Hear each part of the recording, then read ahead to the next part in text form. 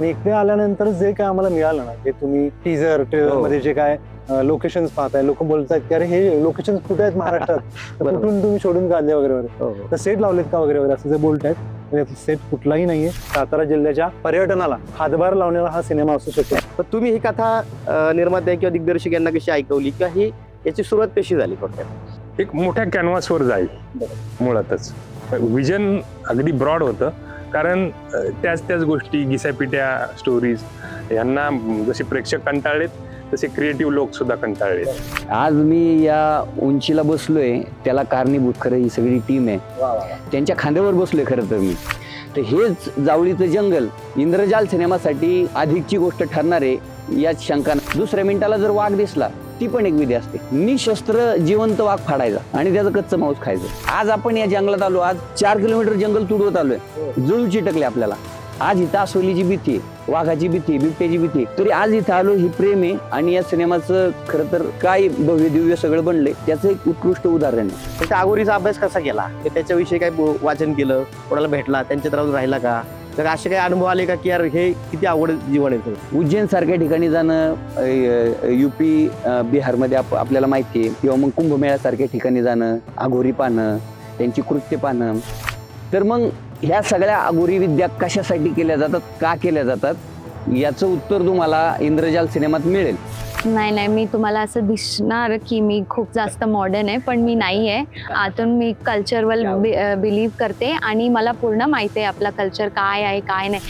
स्क्रिप्टला न्याय देणारा, म्हणजे जे माझ्या मनपटलावर चित्र उभी राहत होती ती हुबेहूब किंवा अगदी त्याच्याही पलीकडे जाऊन चित्रित झाली असतील ना, तर ती इंद्रजाल सिनेमामध्ये झाली होती. यह वन ही महाकाल है, यह वन ही महाकाल है, धन का भंडार जहाँ मिथ्या है या जाल है.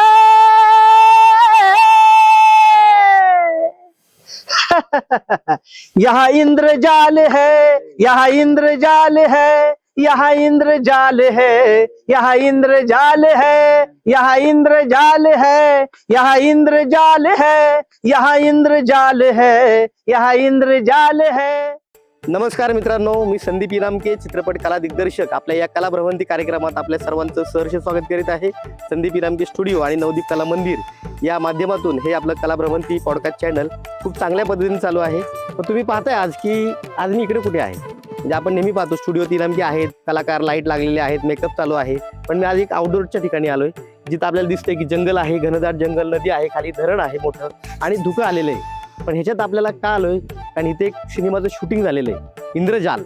इंद्रजाल हा चित्रपट भव्य दिव्य आपल्या सर्व प्रेक्षकांसमोर येतोय. 24 जुलैला तो संपूर्ण भारतामध्ये रिलीज होतोय. तर आपण नक्की पाहायचं आहे, तर ते पिक्चर नक्की काय आहे आपण जाणून घेऊयात त्यांच्या टीम विषयी. चला तर मग साताऱ्यामध्ये.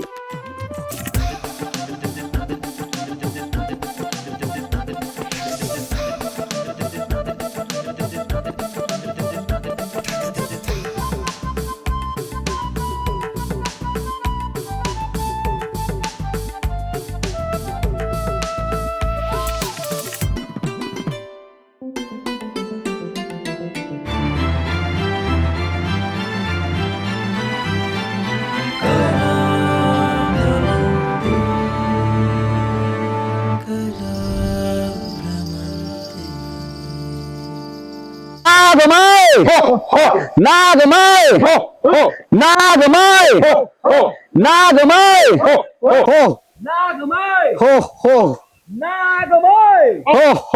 नागमाय, नागमाय, हो हो नागमाय, हो हो नागमाय, हो हो.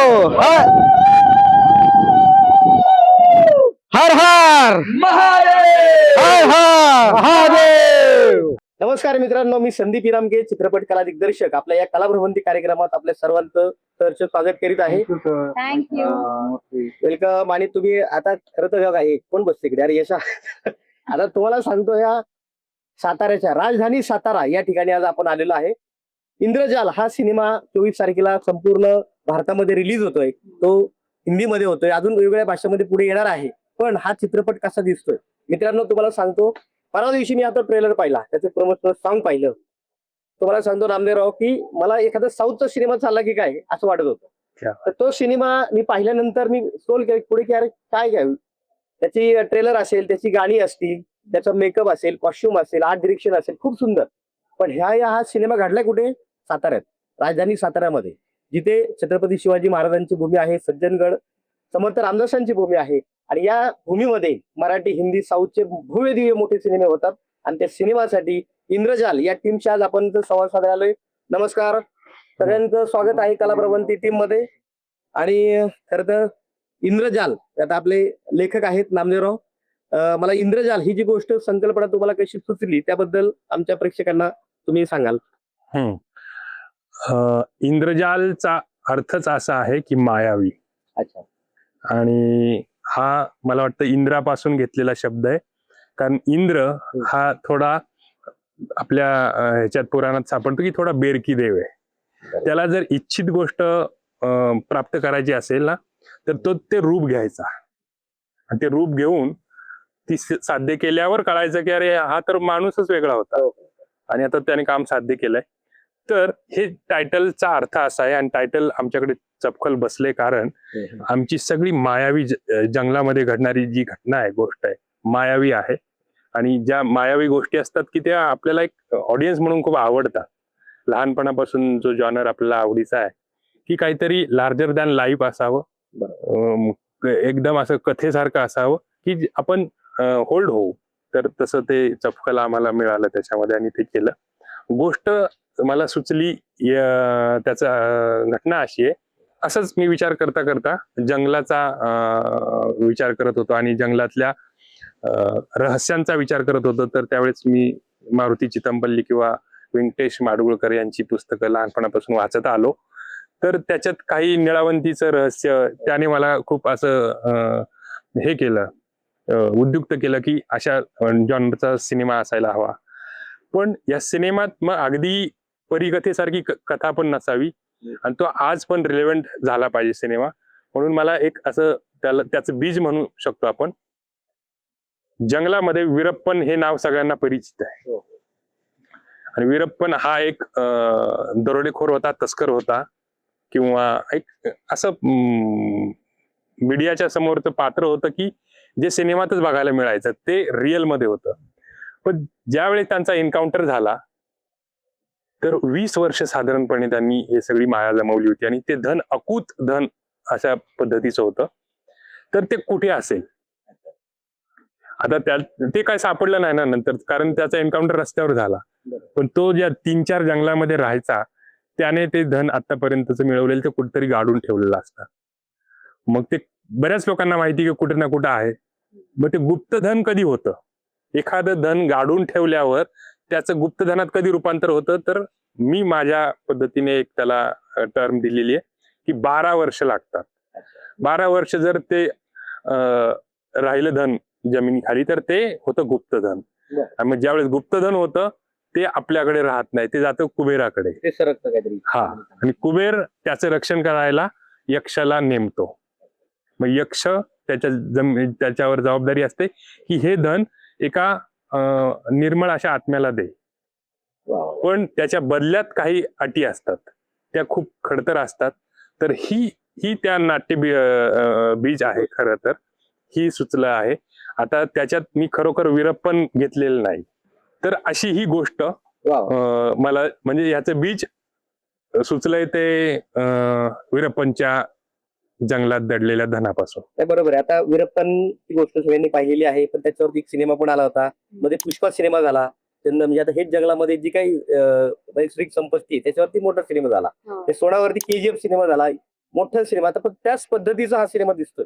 लुक अँड फील गेल्यानंतर पण अशा काही गोष्टी केल्या तिथं सिनेमा यावेत. बरोबर नाही काय नाही, दोन्ही गोष्टी असतात. आता नाण्याच्या 2 बाजू असतात. त्यांनी बऱ्याच चांगल्या लोकांना मदत केलेली आहे. किती केली म्हणतात लोक. तशा गोष्टीमध्ये आता काय होतं की पुष्पा सिनेमा असेल, हा असेल, आता इंद्रजाल हा त्याच पद्धतीचा सिनेमा दिसतोय मला. म्हणजे आम्ही आता आपण सगळे जर आता पाहतोय, ट्रेलर पाहतोय, गाणं पाहतोय, त्याचं म्हणजे भव्य दिव्यता. म्हणजे एखादा साऊथ इंडस्ट्रीमध्ये सिनेमा करतो आपण, म्हणतो की मराठी पिक्चर चालत नाही, अमुक नाही. आता देऊळबंदनी चांगला बिझनेस केला, पॅरेटने 100 कोटी केला, देऊळबंदनी केला, गाभाडकुंड चांगला झाला, चांगले सिनेमे चालू आहेत, चांगलं वातावरण आहे. त्यात हा इंद्रजाल येतोय. तर इंद्रजालचे खरं तर मित्रांनो अभिनेते आपल्या समोर आहेत. वैद सर, तुम्ही यात प्रमुख भूमिका केलेली आहे, तर यांची तुमचं नक्की यातलं कॅरेक्टर काय आणि तुम्ही कसं ते डेव्हलप केलंय? नमस्कार, मी महेश निकम. इंद्रजालमध्ये मी सूर्या बांदल सरकार नावाचं एक पात्र साकारतोय. बरोबर. जे अँग्री इंडियन आहे. अच्छा. प्रतिशोध ओके. जे त्याच्या वडिलांना करता नाही आलं, जे त्याच्या वडिलांचं स्वप्न होतं ते चेस करण्यासाठी वाटेल ते करायची त्याची तयारी आहे. त्यासाठी तो बेफाम होऊन प्रयत्न करतोय. बरोबर. मॅडनेस आहे त्याच्यामध्ये आणि असं एक उत्तम असं ड्रीमी कॅरेक्टर आहे. मजा आली करताना. आमचे दिग्दर्शक जायकिशोर ढोबळे यांनी हे शिवधनुष्य पेललं. आमचे निर्माते आमच्या सगळ्यांच्या पाठीशी राहिले. आमचे क्रिएटिव्ह प्रोड्युसर असतील, डीओपी असतील, या सगळ्यांनी एक उत्तम कलाकृती तुमच्या सगळ्यांसमोर आणलेली आहे.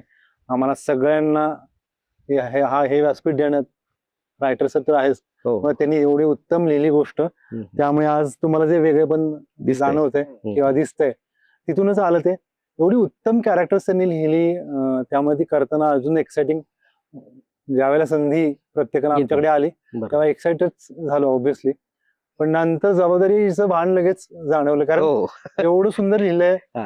डिरेक्टर सरांचा थॉट क्लिअर होता, त्यांना एक्झॅक्ट काय हवंय ते क्लिअर असल्यामुळे मग ते करतानाची जी कसरत असते अभिनेत्याची किंवा कलाकाराची ती ऑब्विसली ती करावी लागली. त्यामुळे मजा आली, शिकता आलं खूप, आणि करताना खूप मजा आली, कारण सगळे सपोर्टिव्ह होते.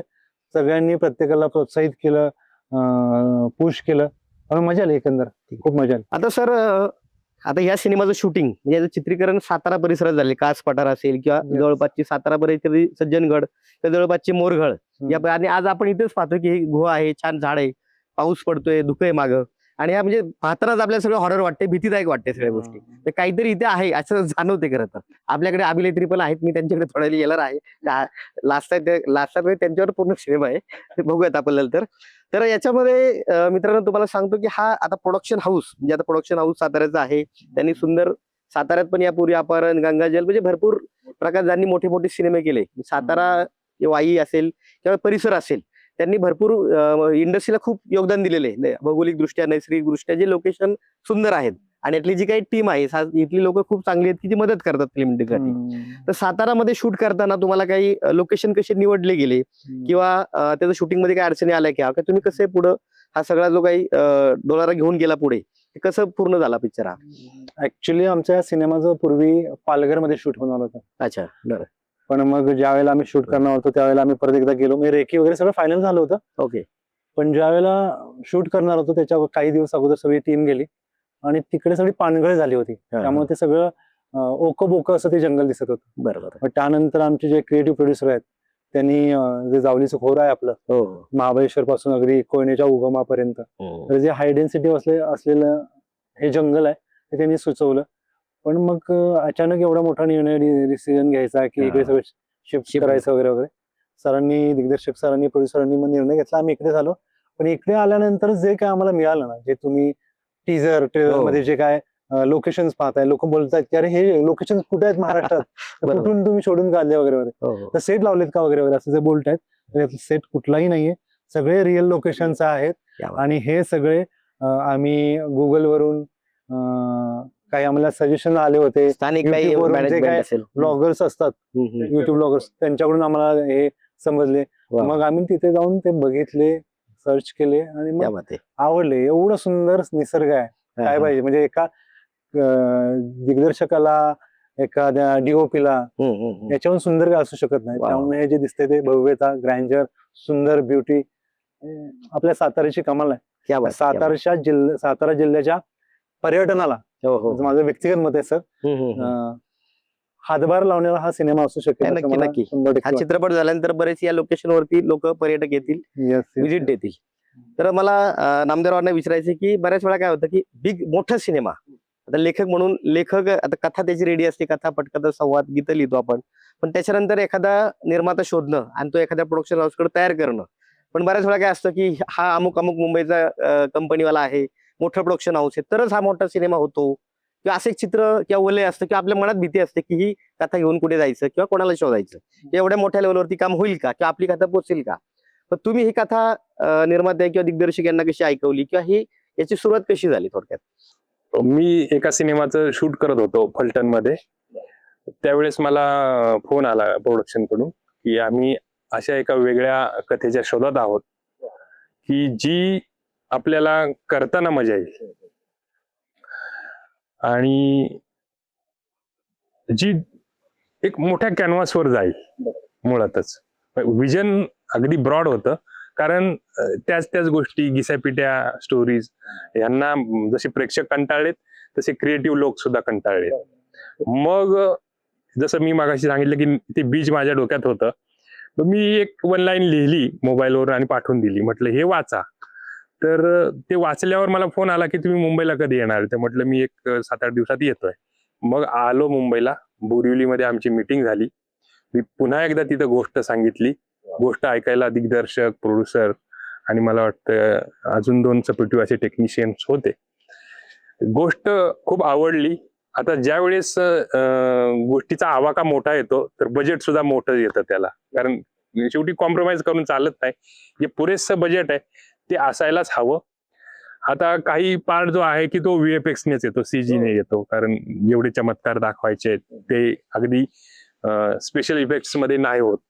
मग मी वेळोवेळी त्यांचा सल्ला घेत होतो की बाबा किती VFX मध्ये गोष्ट गेली पाहिजेत, किती चमत्कार, मला अंदाज द्या. त्या अंदाजानुसार आपण, कारण अजून गोष्ट जन्म घेतेच आहे. जसे बाल संस्कार व्हावेत तसं संस्कार मी थोडेसे करत गेलो. आणि मग खरं तर मी एक वन लाईनर ऐकवली होती, म्हणजे एकच नाणं होतं ते घबाडातलं, आणि बाकीचं घबाड अजून गुप्त होतं. ते मग मला लिहायला दिलं त्यांनी. मला लिखाण मुंबईत काय होईना. 2-3 डेट अशा गेल्या की मी म्हटलं ह्या डेटला तुम्हाला ड्राफ्ट ऐकवतो, पण ते झालं नाही. मग मी त्यांना रिक्वेस्ट केली की मी जरा जंगलात जातो. मी खरं सांगतो, कोयनेच्या जंगलात माझ्या मित्राचं एक फार्म हाऊस आहे, ज्याला सूर्यकांत घोरपडे म्हणतो. तो पण DOP आहे. त्याचं असं ब्युटिफुल जंगलातच फार्म हाऊस आहे. मी तिथे गेलो, 1 महिनाभर राहिलो, एकटा राहिलो, आणि ही गोष्ट त्यामुळे ती आलेली आहे. मस्त सर. की आता मधल्या काळात तुंबाड सिनेमा खूप हिट झाला. तुंबाडचं शूटिंग आम्ही सासवड किंवा पुणे, सातारा या परिसरात झालेलं आहे. तुंबाड 2 पण आपल्याकडे आता येतोय. कांतारा सारखा सिनेमा झाला. पण ह्याच्या वेगळं काहीतरी तुम्ही देण्याचा आता प्रयत्न केलेला आहे, आणि तो नक्कीच मित्रांनो आपल्याला पाहायला मिळेल. तर आपल्या या चित्रपटाचे विलन आता हिरो हिरोईन आहेत, लेखक आहेत, दिग्दर्शक आणि आमचे निर्माते जरा काही चॅनलच्या इंटरव्ह्यूसाठी गेलेले आहेत. तर मित्रांनो, आपण या चित्रपटाचे खलनायक म्हणजे एक अघोरी व्यक्ती आहे की, आणि त्याच्यामध्ये त्याच्या भोवती सगळं हे कथानक गुंफलेलं आहे. तर आपण त्यांच्याशी संवाद साधतोय. यशराज डिमळे, खरं तर आम्ही खूप चांगले मित्र आहेत. बरेच सिनेमे आम्ही एकत्र केलेत. त्यांचा खोडा सिनेमा तुम्ही पाहिलाय, त्यांचा रौंदळ पाहिलेला आहे, बबन सिनेमा पाहिलेला आहे. म्हणजे रांगडी कॅरेक्टर, आणि त्याला एक नानक खणखणीत म्हणतो ना, तो यशराज. यशराज, या भूमिकेबद्दल काय सांगशील, आणि काय याच्यासाठी मेहनत केली? आता तो बसताना बघा कुठे बसलाय. त्यांनी खरं तर तो खूप म्हणजे ग्रामीण भागातला व्यक्ती आहे आणि मनापासून काम करतो. तर मित्रा, काय सांगशील आपल्या या भूमिकेविषयी? नमस्कार. आज मी या उंचीला बसलोय त्याला कारणीभूत खरं ही सगळी टीम आहे. त्यांच्या खांद्यावर बसलोय खरं तर मी, आणि बसलोय निसर्गाच्या कुशीत. जावळीचं जंगल आज आपण इतिहासातले दाखले घेतो. आपण राजधानी साताऱ्यात आहे. जावळीच्या जंगलानं मोठे मोठे गनिम गारद केलेत, आणि मराठी माणसाला, हिंदू माणसाला आपल्याला शौर्य प्राप्त, हिंदू माणसाला आपल्याला विजय प्राप्त करून दिलेला आहे.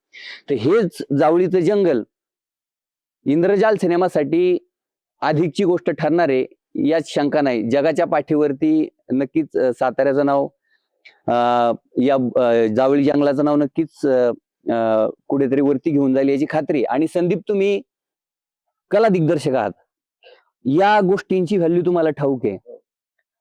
म्हणजे कॅरेक्टर्स ही एक कॅरेक्टर वाटायला लागतात. अभिनेते म्हणून एक आमचा जीव लागतो त्याच्याशी. तर नामदेव सरांनी ज्या सुरुवातीच्या वर्कशॉपमध्ये त्याच्यामध्ये गोष्टी केल्या, त्याच्यामध्ये खरंच सगळ्यात मोठा समावेश या गोष्टींचा होता. आम्ही 45 दिवस जावळीच्या जंगलात राहिलोय. वेळ आली तंबूत राहिलोय, आणि सुरक्षेच्या दृष्टिकोनातनं तशा सूचना मिळाल्या तर आम्ही थोडं बॅक टू पॅव्हलियन पण गेलोय. पण जास्तीत जास्त वेळ आमचा जंगलात गेलाय, या झाडी झुडपात गेलाय, या गुफांमध्ये गेलाय. हे पात्र आज ट्रेलर टीजर मध्ये पाहतोय, येण्याला मिळण्याला कारण खरंच हे परिसर आणि हे वातावरण आहे. आघोरीचं मी याच्यामध्ये कॅरेक्टर साकारतोय. माझ्या आयुष्यामध्ये पहिलाच हा अनुभव इतक्या मोठ्या पातळीचा असेल. जसं की आपण टीजर मध्ये पाहतोय, योनी योगी सिद्धी नावाचा एक विधी सुरू आहे. तर त्याच्यामध्ये काय असतं की दोन हे जे आघोरी असतो तो एक निर्मळ आत्म्याच्या शोधामध्ये असतो आणि त्या निर्मळ आत्म्यासोबत मनामध्ये कुठलीही वासना न जागी होता त्या निर्मळ आत्मेला आपल्या जांगांवरती बसून ती तपस्या पूर्ण केली जाते. म्हणजे याच्यामध्ये काय ना की, आणि याच्याच विरुद्ध पहा बरं का, दुसऱ्या मिनिटाला जर वाघ दिसला ती पण एक विधी असते. निशस्त्र जिवंत वाघ फाडायचा आणि त्याचं कच्चं मांस खायचं. एका बाजूला तो पुरुषत्व त्याचं सिद्ध करतोय आणि दुसऱ्या बाजूला तो कसा निर्मल निर्मोही आहे हे सुद्धा दाखवून देतोय. एखाद्या अवयव आपल्या मनमेंदूशी संलग्न नसेल, शरीराचा कुठलाय हात, तो मनमेंदूशी संलग्न नाहीये, मग तो हात वरतीच धरून राहणे, जोरपर्यंत वरती धरायचं जोरपर्यंत त्याच्यातलं रक्त साकळत नाही, त्याचं लाकूड बनत नाही. हे अशी विधी एका रायटरनं आणि ते कॅरेक्टरचा ग्राफ, ह्या अशा सगळ्या गोष्टी रायटरने एखाद्या आपल्या कथेमध्ये, आपल्या स्क्रीन प्ले मध्ये, आपल्या पटकथेमध्ये लिहिणं आणि ते दिग्दर्शकानं त्या सगळ्या कॅनव्हासवरती पाहणं आणि ते आपल्या वाट्याला येणं आणि आपण ते पोर्ट्रे करणं, म्हणजे अमर झालो. खरं सांगतो तुम्हाला, मी जिवंतपणे स्वर्ग पाहिला. मी आभारी आहे नामदेव सरांचा, मी महेशचा आभारी आहे की त्या पोरानं गेले 3-4 वर्ष झाले ना दुसरा सिनेमाच केला नाही इंद्रजाल सोडता. आणि खरंच हे खणखणीत नाणं बनले. वेळ का कोणी द्यावा नाही, का करावं नाही. आज आपण या जंगलात आलो, आज 4 किलोमीटर जंगल तुडवत आलोय, जळू चिटकले आपल्याला. आज इथं अस्वलीची भीती आहे, वाघाची भीती आहे, बिबट्याची भीती आहे, तरी आज इथं आलो. ही प्रेम आहे आणि या सिनेमाचं खरं तर काय भव्य दिव्य सगळं बनले त्याचं एक उत्कृष्ट उदाहरण आहे. नाही तर आपण स्टुडिओमध्ये पाहतोच की आपण इंटरव्ह्यू. नक्की नक्की मित्रांनो, काय होतं की बऱ्याच वेळा बोंब असते की मराठी सिनेमा चालत नाही, मराठी लोकांच्या गोष्टी कुटुंबाभोवती, सासू सुनांभोवती किंवा आपल्या गावच्या राजकारण सरपंचाभोवती जवळपास अडकलेल्या असतात. पण हा खरं तर नामदेवराव ह्या सगळ्या गोष्टीला चौकटीला तोडून तुम्ही हा मोठं, तुम्ही जो एक मुद्दा आता उपस्थित केला, जरा तुम्हाला ब्रेक करून बोला की. मराठी प्रेक्षकांची जे नेहमी प्रेमळ ओरड असते ना, की काहीतरी भव्य दिव्य दिसावं, काहीतरी बरोबर, डिफरंट दिसावं, हा. काहीतरी व्हिज्युअल असं काहीतरी आम्हाला एक्साइटमेंट व्हिज्युअल्स असावेत वगैरे. तर त्यांची ती प्रेमळ ओरड आमच्या लेखकांनी, नामदेव सरांनी, दिग्दर्शक जागेश्वर ढोबळे, निर्माते अजय निकम सर, मंगेश वैती सर, सुचेता मॅम, या सगळ्यांनी आणि आमचे डीओपी आकाश शेट्टी सर, या सगळ्यांनी ती ऐकली, मनावर घेतली आणि आता मराठी प्रेक्षकांना पण काहीतरी मराठी मुलांनी केलेलं भव्य दिव्य ग्रँजर डिफरंट काहीतरी द्यावं असं मनावर घेतलं असं मी म्हणेन आणि ते तुमच्या समोर सादर केलंय. त्यामुळं लोक खुश होतील, लोकांना आनंद मिळेल, लोक म्हणतील अरे वा काय मराठी मुलांनी काय आपल्या समोर ठेवलंय, याची खात्री आहे. लोकांना मी सांगेन प्लीज तुमच्या प्रेमळ काय म्हणू ओरड्यापायी आम्ही हे सगळं करायचं प्लॅन केलाय किंवा आम्ही मनात आणलं असं म्हणूया. बरं, तुम्ही प्लीज बघा तुम्हाला कसं वाटतंय ते. नाही, नक्कीच पाहतील, कारण मराठी प्रेक्षक आपला खूप जाणकार आहे. तो जगाच्या पातळीवर OTT प्लॅटफॉर्म असेल किंवा इतर सगळेच माध्यमातून तो चांगले ओल्ड लेवलचे सिनेमा पाहतोय. ते इंद्रजाल नक्कीच पाहतील. तर मी यशराजकडे पुन्हा येतो की हे अघोरीचं कॅरेक्टर करताना म्हणजे या सगळ्यांनाच मला म्हणजे टीमचे आभार मानायचे तुमचे की त्याचं मेकअप असेल, कॉस्ट्युम असेल, आर्ट डिरेक्शन असेल, त्याचे हे सिनेमॅटोग्राफी असेल किंवा त्याचं हे असेल कलर, लोकेशन्स, सगळ्याच गोष्टी खूप चांगल्या झालेल्या आहेत. त्याच्यामध्ये आता कॅरेक्टरचा अभ्यास करताना याच्यात काय होतं की पहिल्यांदा ओळखू येत नाही नक्की कोण आहे कॅरेक्टर, नाही का, म्हणजे लक्षात येत नाहीत. तर त्याच्यामध्ये मग त्या अघोरीचा अभ्यास कसा केला, त्याच्याविषयी काय वाचन केलं, कोणाला भेटला, त्यांच्यात राहून राहिला का, असे काही अनुभव आले का की यार हे किती आवड. एखादा अभिनेता पात्रामध्ये असताना तो ओळखून येणे, ही जी ऍक्टर टू कॅरेक्टर जर्नी आहे ना, ही कम्प्लीट झाली आणि हे खरं यश आमचं की एखादा अभिनेता ओळखून येत अरे कोण आहे, खरंच माणूस आणून उभा केला काय तसा हे. तर हे सगळं यश मी म्हणतो टीमला जातं. ते त्यांनी आता उरला माझ्या वाट्याचा कष्ट आणि माझ्या वाट्याचे प्रयत्न. तर तू म्हणतोय तसं लेखकानं उत्तम गोष्टी लिहून स्क्रिप्ट मध्ये ठेवणं, निर्मात्यानं आणि दिग्दर्शकानं बिंदास म्हणणं की तू जाऊन तुला कुठं अभ्यासाला जायचं ना, जगाच्या पाठीवर जा, आमचा पाठिंबा आहे, तू करशील, आम्हाला खात्री आहे, विश्वास ठेवणं त्यांनी.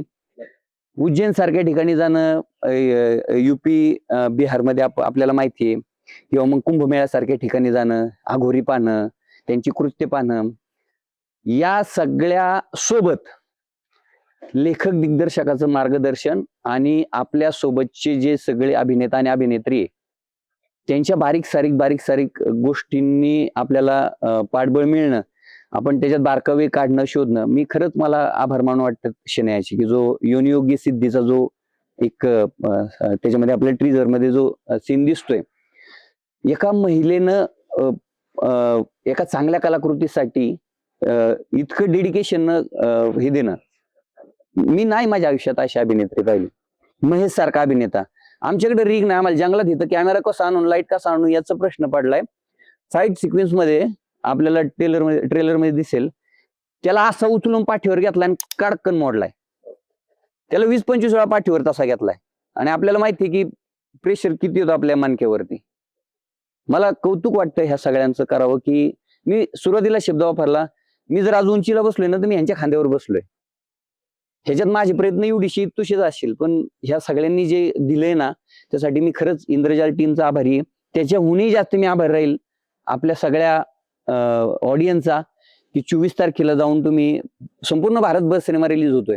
हे कौतुकाने सांगावं वाटतं. साताऱ्यासारख्या एका छोट्या गावातून एक कुटुंब मुंबई सारख्या ठिकाणी जातं, चित्रपट करण्याचं स्वप्न रंग होतं.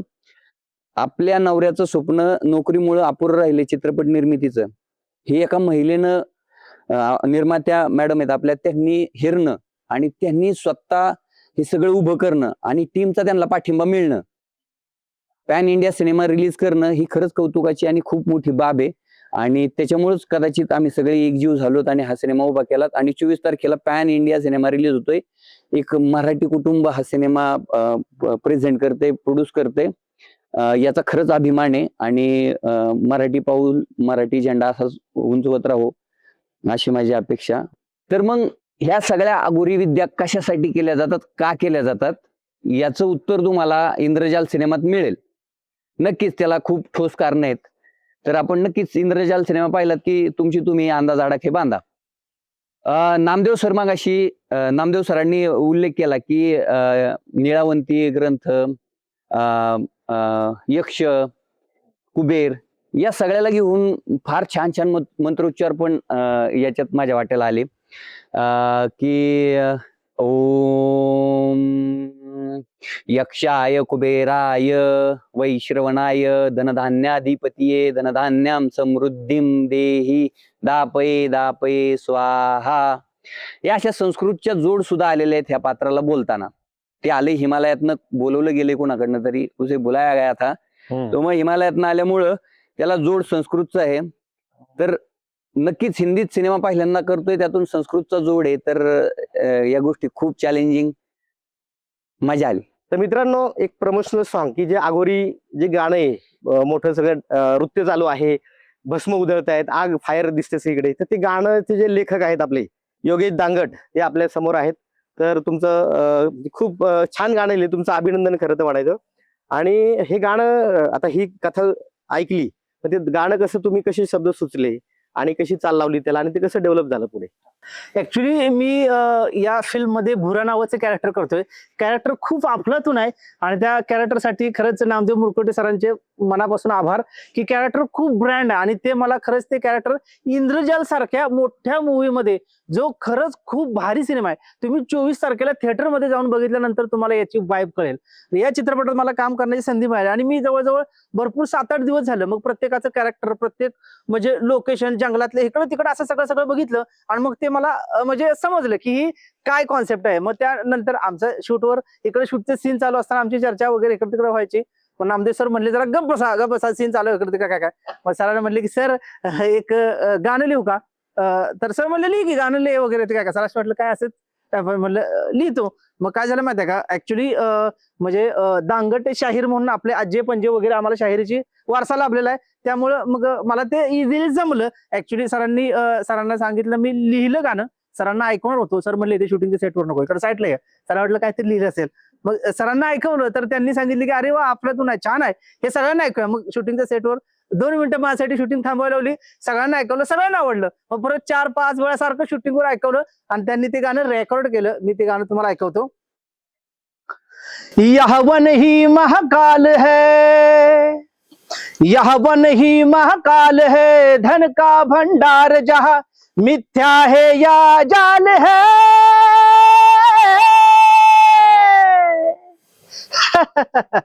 यहाँ इंद्रजाल है, यहाँ इंद्रजाल है, यहाँ इंद्रजाल है, यहाँ इंद्रजाल है, यहाँ इंद्रजाल है, यहाँ इंद्रजाल है, यहाँ इंद्रजाल है, यहाँ इंद्रजाल है. लिहिलंय. आणि ऍक्च्युली आम्ही हा सगळं प्रोडक्ट म्हणलं म्हणजे एखाद्या कुंभारानं कशी मनापासून वीट बनवणं, फक्त त्या विठ्याचं सोनं करणं, पंढरपूरच्या पांडुरंगाच्या पायाखाली जाऊन त्याचं म्हणजे महात्मा वाढणं, हे सगळं तुम्हाला प्रेक्षकांच्या हातात. आणि मी तुम्हाला विनंती करेन की प्लीज येत्या 24 तारखेला आमच्या कष्टाच्यासाठी, आमच्या प्रयत्नांसाठी आणि इंद्रजालसाठी 24 तारखेला थिएटरमध्ये जाऊन इंद्रजाल बघा. धन्यवाद. क्या बात आहे, क्या बात आहे. खूप छान वाटलं. म्हणजे वातावरण तुम्ही निर्मिती केली. आणि सर याचं म्युझिक कोणी दिलेलं आहे याचं चित्रपटाचं? बॅकग्राऊंड स्कोअर उदय साळवी सरांनी केलेला आहे क्या बात आहे. आणि म्युझिक गौरव चाटींनी. गौरव चाटे खूप सुंदर गाणं वाजतंय. आता हे सगळं सुंदर चित्रपट झालाय, सगळं सुंदर झालेलं आहे, पण एक सुंदर हिरोईन पण आपल्या समोर आहे. तर मी शलयाकडे येतोय. नमस्कार. खूप छान, म्हणजे या सुंदर निसर्गरम्य ठिकाणी तुम्ही आलेला आहात आणि खूप छान, म्हणजे तुमचं टीजर मध्ये तुम्ही वेगळ्या दिसायला ह्या आता दिसतात, पण चित्रपटात वेगळ्या दिसतात. तर तुमचं कॉस्ट्युम असेल, खूप सुंदर भूमिका आहे तुमची, तर त्या भूमिकेविषयी आम्हाला सांगाल? नमस्कार. माझं नाव शनाया त्रिपाठी आहे. मी कीर्तीचा कॅरेक्टर करते या चित्रपटमध्ये. आणि कीर्ती म्हणजे खूप खूप चांगली आहे, एकदम काय म्हणतात, काम आहे, सॉफ्ट आहे आणि खूप जास्त प्युअर सोल आहे ती. आणि जे माझा कॉस्ट्युम होता, कॉस्ट्युम बद्दल, मेकअप बद्दल जर मी बोलू तर एकदम सिंपल होता, एकदम साधा सिंपल, जे आपल्या संस्कृतीमध्ये आहे ना, जे मी घातलंय. म्हणजे माझे ट्रान्झिशन आहे या फिल्म मध्ये, माझे ट्रान्झिशन्स आहे. पहिला दुसरा आहे, त्यामध्ये काहीतरी घडतं आणि त्यानंतर मी दुसरी आहे, पण मी प्युअर सोलच आहे, तेच कंटिन्यू होतो. पण कॉस्ट्युमचं तुम्ही विचारले तर एकदम एकदम साधा. म्हणजे तुम्ही आता राहायला मुंबईत आहेत प्रॉपर, पण आता साताऱ्यासारख्या ठिकाणी या घनदाट जंगलामध्ये शूटिंग करायचंय.